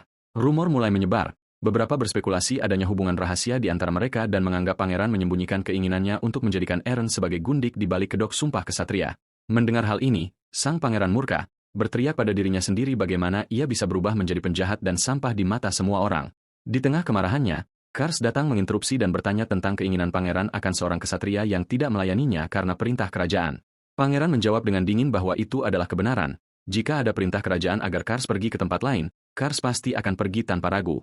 Pangeran menambahkan dengan senyum licik bahwa jika perlu, Kars bisa mengucapkan sumpah setia kepadanya nanti. Namun, saat Kars bertanya apakah pangeran akan menerimanya, pangeran menolak mentah-mentah dengan alasan bahwa Kars tidak asyik dalam pelatihan, yang membuat sang kesatria bingung. Tak lama kemudian, sebuah pesan resmi kerajaan datang yang menyatakan bahwa masa pengurungan pangeran telah dicabut 1,5 bulan lebih awal. Ia diizinkan menghadiri perjamuan kerajaan mendatang. Pangeran juga menerima undangan ke klub sosial bangsawan muda dari seseorang bernama Bernardo dari keluarga Eli. Nama keluarga Eli menarik perhatiannya karena keluarganya pernah menyebut bahwa mereka adalah pemegang teknik Monaharts yang jatuh seabad lalu. Pangeran pun memutuskan untuk hadir. Setelah 4 bulan reinkarnasi ke tubuh pangeran pertama, yang ia habiskan dengan latihan keras dan penurunan berat badan, pangeran memanggil penjahit. Sang penjahit terkejut melihat ukuran tubuh pangeran berkurang hingga kurang dari setengah. Pangeran memesan pakaian hitam sederhana namun berwibawa, dan dengan percaya diri mengatakan bahwa ukurannya akan berubah lagi saat perjamuan tiba. Saat dalam perjalanan menuju klub sosial dengan kereta mewah, pangeran memperhatikan pelayan di depannya yang memiliki bekas luka lama di leher. Pelayan itu mengaku itu adalah kesalahannya sendiri yang pantas dimarahi oleh sang pangeran. Pangeran menyadari bahwa reputasi pemilik tubuh sebelumnya benar-benar buruk. Ketika sang pangeran menanyakan namanya, pelayan itu menjawab dengan ragu, Adilia Biron. Nama Biron memicu keterkejutan pangeran. Ia teringat sejarah kuno tentang 5 pahlawan yang menyelamatkan umat manusia dari ras lain. Salah satunya adalah pejuang hebat bernama Grohorn, atau yang dikenal sebagai Iron-Blooded Sword Marchioness, yang nama aslinya adalah Agnes Biron. Agnes adalah sosok yang memenggal kepala Ida, raja para raksasa. Pangeran merasa muak sekaligus bingung. Bagaimana mungkin keturunan dari pahlawan besar sehebat Agnes Biron bisa berakhir dalam keadaan yang begitu menyedihkan sebagai pelayan rendahan? Pada saat itu, pikiran sang pangeran terputus oleh suara kesatria yang mengumumkan kedatangan mereka di tujuan. Selagi masih tenggelam dalam lamunannya, sang pangeran berkomentar tentang ketepatan waktu tersebut, lalu turun dari kereta dan memberitahu Adilia bahwa ia ingin berbicara dengannya nanti, hal yang membuat Adilia merasa cemas dan tercengang. Setibanya di sana, seorang pemuda berambut putih menyambutnya dengan antusiasme yang luar biasa, memanggilnya dengan gelar, Yang Mulia Pangeran. Pemuda itu memperkenalkan diri sebagai Bernardo dari keluarga Eli, mengungkapkan rasa hormatnya kepada Pangeran Adrian Leinberg dan menanyakan kabarnya. Bernardo menyatakan kebahagiaannya yang meluap-luap atas keselamatan sang pangeran. Sementara itu, pangeran membatin bahwa keturunan keluarga Eli ini tampak tidak lebih dari pemuda yang ceroboh dan bejat. Bernardo menyadari bahwa pangeran tampak lemah dan bertanya-tanya tentang penderitaan yang telah dilaluinya, namun pangeran menyambutnya dengan senyum licik yang sempat membuat Bernardo bingung. Bernardo bertanya dengan cemas apakah pangeran masih merasa sakit, tetapi pangeran membantahnya dan menegaskan bahwa ia senang bisa datang. Kemudian pangeran meletakkan tangannya di bahu Bernardo, memberitahunya dengan senyum percaya diri bahwa berkat dia, hari ini akan menjadi sangat menyenangkan, yang membuat Bernardo semakin bingung. Di dalam klub sosial, suasana sangat bising. Saat para bangsawan muda asyik bersenang-senang dengan wanita dan bercengkerama dengan suara keras, Bernardo memperhatikan situasi tersebut dan merasa ada yang aneh. Biasanya, pangeran seharusnya sudah mabuk berat pada jam segini dan mulai mengganggu para wanita di mana-mana. Sebaliknya, pangeran duduk diam memegang gelas minuman, memperhatikan suasana di sekitarnya, yang membuat Bernardo merasa bahwa aura sang pangeran telah berubah sepenuhnya dari masa lalu. Salah satu bangsawan mendekati pangeran dan menyebutkan bahwa ia mendengar rumor yang beredar luas, bahwa Yang Mulia berhasil memetik bunga dari singa besi. Bangsawan itu kemudian mengeluh dengan menyesal bahwa ia terlambat selangkah, karena ia telah mendambakan itu tersebut untuk dirinya sendiri sejak lama, dan berharap dialah yang mendapatkan sumpah setianya terlebih dahulu. Ia melanjutkan bicaranya yang vulgar, mengungkapkan betapa cantiknya wanita itu bahkan saat mengenakan baju zirah, dan bahwa ia tidak bisa menahan diri untuk tidak membayangkan keindahan tubuh telanjangnya. Pangeran menyela dengan satu kata tegas, "Kau di sana?" Lalu bertanya dengan dingin apakah bangsawan itu memiliki adik laki-laki atau perempuan di rumah, yang membuat si bangsawan bingung namun menjawab ia tanpa memahami maksud pertanyaannya. Pangeran mengingatkannya tentang keberadaan adik laki-lakinya, yang memicu kebingungan sang bangsawan. Kemudian pangeran berkomentar dingin bahwa hal itu adalah sebuah keberuntungan. Tanpa peringatan, pangeran memukul wajah bangsawan yang terpana itu. Bangsawan tersebut jatuh tersungkur di tanah dengan darah mengalir dari wajahnya, sementara jeritan ketakutan muncul dari para wanita yang menyaksikan adegan mengerikan tersebut. Di tengah keterkejutan para hadirin, termasuk Bernardo, Pangeran membungkuk ke arah bangsawan yang terluka itu dan memberitahunya dengan ketenangan yang membekukan bahwa sangat beruntung garis keturunan keluarganya tidak akan terputus. Lalu, ia melayangkan tendangan keras lainnya saat bangsawan itu tergeletak di tanah, menambah kekacauan dan teror bagi mereka yang hadir. Pangeran berdiri di atasnya dengan tatapan sedingin es, menyatakan dengan ketajaman bahwa mulai sekarang adiknya akan menjadi ahli waris keluarga. Pangeran tidak berhenti di situ, ia melayangkan pukulan kuat lainnya kepada bangsawan yang terus menghina nidusnya tersebut. Suasana segera berubah menjadi kekacauan total. Namun pangeran mencengkeram kerah baju bangsawan itu. Ketika si bangsawan berteriak menanyakan alasan serangan ini, pangeran memerintahkannya untuk mendengarkan baik-baik. Dengan nada yang membekukan, pangeran menjelaskan bahwa ia bisa mentoleransi gagasan dianggap sebagai bajingan, tetapi ia tidak akan pernah menoleransi diperlakukan seperti itu. Kata-katanya yang misterius memicu kebingungan para bangsawan lain yang tidak mengerti maksudnya sama sekali. Karena bangsawan tersebut tampaknya belum memetik pelajaran, pangeran melayangkan pukulan keras lainnya yang membuatnya jatuh pingsan. Setelah bangsawan itu tak sadarkan diri, pangeran memanggil Bernardo Eli, yang segera berlutut dengan patuh menunggu perintah. Pangeran tersenyum miring dengan noda darah di wajahnya dan mengingatkan Bernardo tentang apa yang ia katakan sebelumnya bahwa hari ini akan sangat menyenangkan. Saat Bernardo gemetar ketakutan, pangeran memerintahkannya untuk memanggil kesatria istana. Bernardo segera mematuhinya, meninggalkan pangeran berdiri sendirian di aula yang dipenuhi kepanikan. Pangeran menyeka darah dari wajahnya, lalu memerintahkan para wanita di aula untuk pergi. Ketika salah satu bangsawan mencoba ikut mundur bersama para wanita, pangeran menghentikannya dengan tatapan tajam, mengingatkan bahwa ia hanya memerintahkan wanita untuk pergi. Ia kemudian berkata dengan senyum mengejek bahwa bangsawan itu boleh pergi jika mau, tetapi memperingatkan bahwa jika ia melakukannya, ia akan meninggalkan tempat itu sebagai seorang wanita. Bangsawan itu menjerit ketakutan teringat apa yang terjadi pada temannya. Kemudian pangeran menghardik bangsawan lainnya karena tidak menunjukkan rasa hormat atau berlutut di hadapannya sebagai pangeran kerajaan.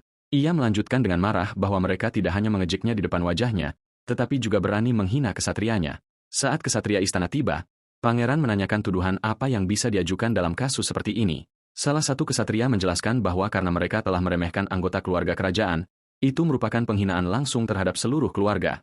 Sang kesatria melanjutkan bahwa tindakan mereka merusak otoritas mahkota dianggap sebagai pengkhianatan tingkat tinggi, makar. Ketika ditanya siapa yang ingin ditundukkan, pangeran tersenyum percaya diri dan menjawab dengan ketenangan yang tajam, semuanya. Belakangan, raja memanggil putranya ke ruang singgasana dan berkomentar dingin bahwa ia telah menyebabkan kegemparan besar segera setelah masa skorsingnya berakhir.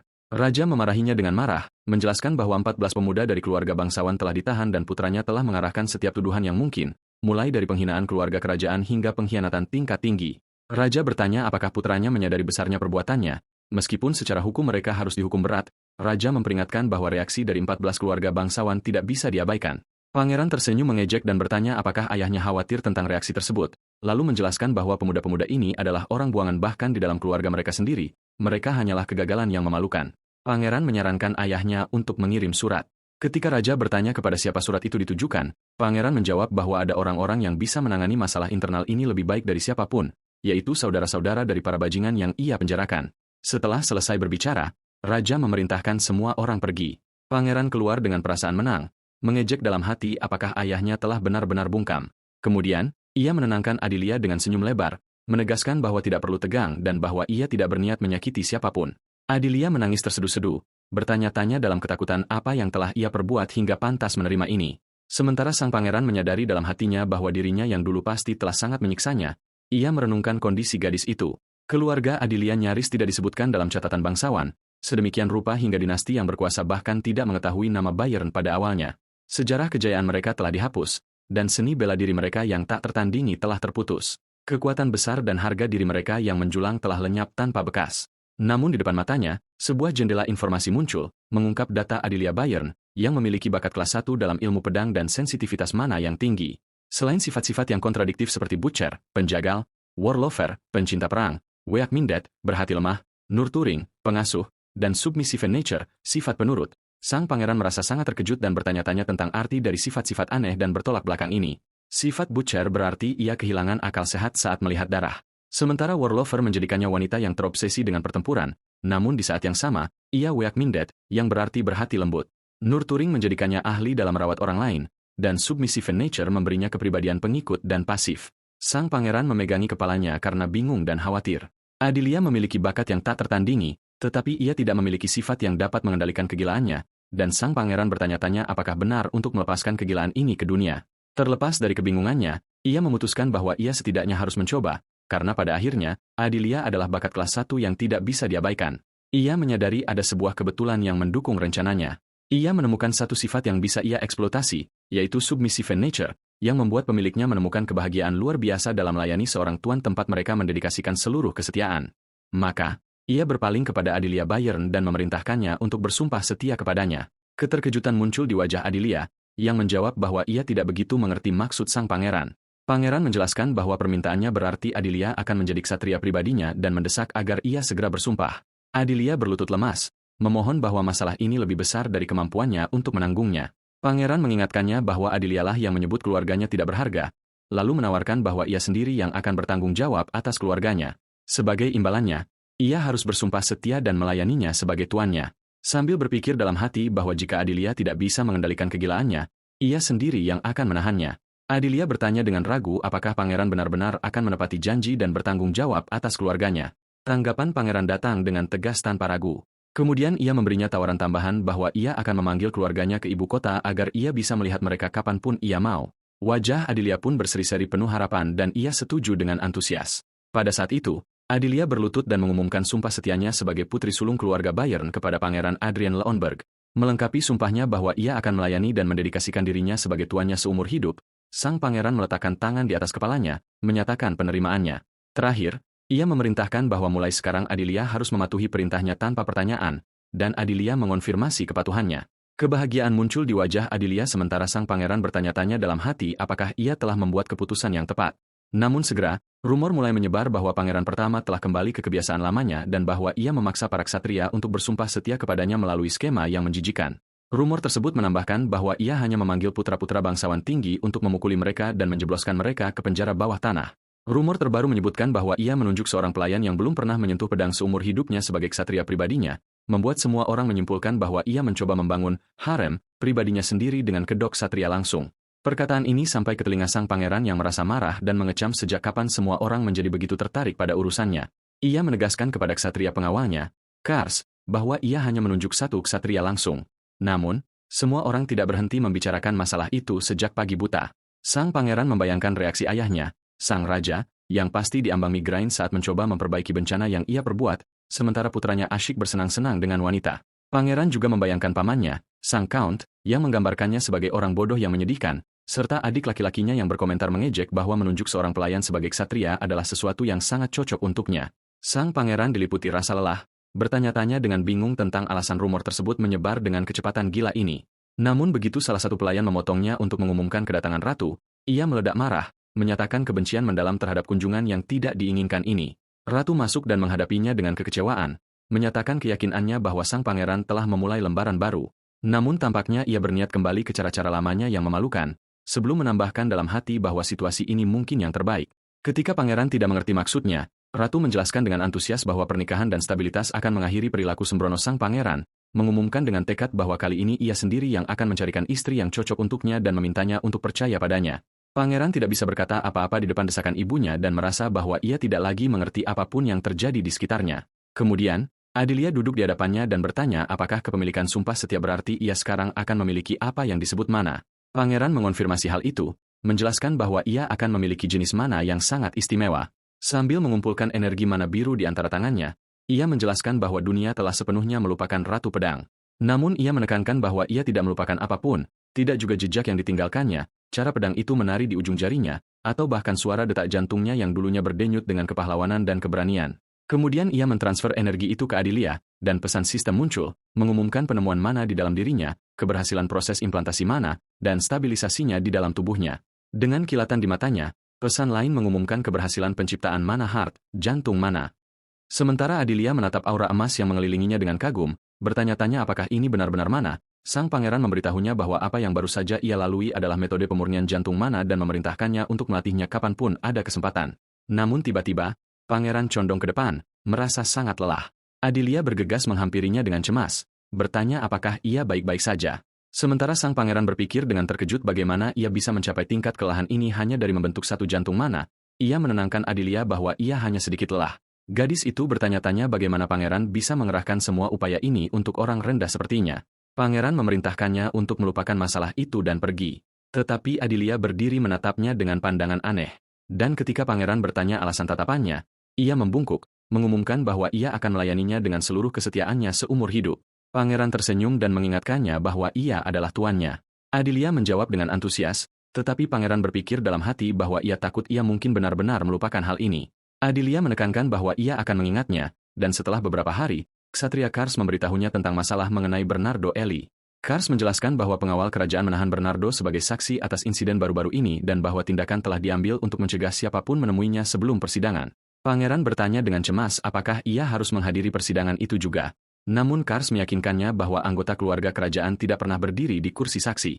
Pangeran merasa lega tetapi berkomentar bahwa mereka berlebihan dengan mengadakan persidangan, sementara Adelia sedang memoles cangkir perak di dekatnya. Pangeran berpaling ke Adelia dan bertanya tentang kondisinya baru-baru ini, yang membuatnya bingung. Ia menjelaskan bahwa ia bertanya tentang jantung mananya dan apakah sudah stabil sekarang, dan Adelia mengonfirmasi hal itu. Pada titik itu, Pangeran memberitahunya bahwa mulai hari ini ia akan bergabung dengannya dalam pelatihan dan memerintahkannya untuk mengganti pakaian dan menemuinya di lapangan latihan. Kemudian ia menambahkan bahwa Adelia harus menyingkirkan kain yang ia gunakan untuk bersih-bersih, karena sekarang ia telah menjadi seorang ksatria. Di lapangan latihan, saat Pangeran sedang melakukan pemanasan, sebuah suara memotongnya, menanyakan apa yang ia lakukan. Itu adalah pamannya yang menjelaskan bahwa ia tidak bermaksud menanyakan Pangeran, tetapi gadis itu, merujuk pada Adelia yang sedang berlari di arena mengenakan baju zirah. Pangeran bertanya apakah ia belum mendengar rumor dan memberitahunya bahwa ia sedang menjadikan Adelia seorang ksatria, memicu kemarahan pamannya yang memarahinya, bertanya apakah ksatria terlihat seperti lelucon di matanya. Sang Count melanjutkan omelannya, mengecam bagaimana ia bisa bertindak sembrono di saat seperti ini. Maka, sang pangeran meledak marah, menanyakan alasan campur tangan pamannya dalam urusannya. Ia menambahkan bahwa jika pamannya sangat membenci hal itu, mengapa ia repot-repot datang ke sini? Dan pada saat itu, Adelia tiba dengan terengah-engah, mengumumkan bahwa ia telah menyelesaikan 10 putaran. Adelia meminta maaf kepada pangeran sambil berlutut, menyatakan penyesalannya karena menjadi penyebab pertengkaran dengan pamannya. Tetapi pangeran menenangkannya bahwa masalah itu tidak perlu disesali, lalu menyerahkan pedang kayu padanya. Dengan senyum percaya diri, pangeran memberitahu bahwa hari ini ia akan mengajarkan beberapa kuda-kuda dasar ilmu pedang. Kemudian ia mendemonstrasikan gerakan pedang yang kuat dan cepat dikelilingi oleh aura biru, menjelaskan bahwa ia harus terlebih dahulu mengambil posisi yang benar dan kemudian mengayunkan pedang dengan cara yang sama. Ia meminta Adelia untuk mencobanya sendiri. Maka Adelia meraih pedang kayu itu sambil terengah-engah karena kelelahan dan bertanya dengan ragu apakah ia harus melakukannya seperti ini. Dan pada saat itu, matanya berkilat dengan percikan hijau. Dengan cara yang luar biasa, ia mengeksekusi gerakan tersebut dengan penguasaan sempurna, melepaskan aura biru yang kuat yang menyebabkan tanah retak di bawah kakinya sementara sang Count berdiri menonton adegan itu dalam keterkejutan yang luar biasa. Sang pangeran juga terpana, tidak percaya bahwa Adelia berhasil menguasai gerakan itu hanya dengan menontonnya sekali. Adelia bertanya dengan polos apakah posisinya sudah benar, dan pangeran memerintahkannya untuk menunggu sejenak sementara ia mencoba mencerna apa yang terjadi. Ketakutan merasuki sang pangeran saat ia berpikir bahwa jika ia mengabaikannya sesaat, Adelia pasti akan melampauinya. Ia ingat bahwa sifat submissive nature yang dimilikinya adalah ketundukan kepada yang kuat dan bukan rasa hormat kepada yang lemah, dan ia sudah khawatir tentang efek kepribadian sebelumnya yang menyiksa gadis itu. Ia takut jika Adelia melampauinya, kesetiaannya mungkin akan berbalik melawannya. Pikirannya terputus oleh suara pamannya, yang berkomentar dengan kagum pada besarnya bakat yang dimiliki Adelia. Pangeran segera mencengkeram lengan pamannya, menanyakan apa yang ia lakukan, lalu memperingatkannya agar tidak memiliki pikiran apapun tentang Adelia. Sang Count tersenyum mengejek, bertanya-tanya apa yang bisa ditawarkan orang seperti pangeran kepada gadis dengan bakat seperti ini. Ia melanjutkan penghinaannya, menggambarkan pangeran sebagai pemula yang belum memegang pedang selama lebih dari beberapa bulan, dan menegaskan bahwa ia tidak dapat menangani potensi besar Adelia. Sang pangeran berpikir dalam hati bahwa teman lamanya memiliki gengsi yang cukup untuk membuat bajingan ini mundur gemetar seketika. Namun ia mengakui bahwa ia bukanlah pria itu sekarang. Kemudian ia bertekad dalam dirinya sendiri bahwa jika ia tidak bisa menanganinya, tidak ada orang lain yang akan bisa melakukannya karena dialah raja para raksasa dan naga cahaya serta orang yang telah meminum darah dari makhluk yang tak terhitung jumlahnya. Dia adalah pedang sihir Growworn, dan pada saat itu sebuah pesan sistem muncul mengumumkan pengungkapan sebagian jiwanya berdasarkan kehendaknya. Aura merah yang kuat menyelimutinya, dia mengarahkan tatapan tajam ke arah pamannya dan menyatakan bahwa gadis itu adalah miliknya. Berdiri di depan sang paman, dia memerintahkannya untuk tidak memandang apalagi mendambakannya. Dia benar-benar membenci siapapun yang mencoba mengambil apa yang menjadi haknya.